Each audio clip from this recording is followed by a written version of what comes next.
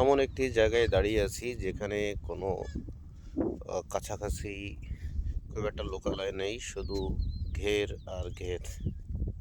যতদূর চোখ যাচ্ছে শুধু ঘের।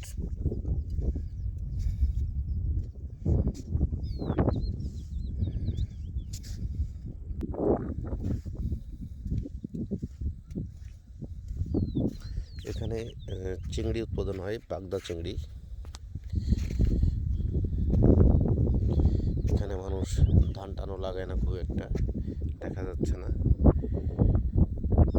শুধু এই চিংড়ি চাষ করার জন্য এখন ঘেরগুলো প্রস্তুত করা হচ্ছে, নতুন মাটি টাটি দিয়ে চারিপাশ বাদাই করা হচ্ছে।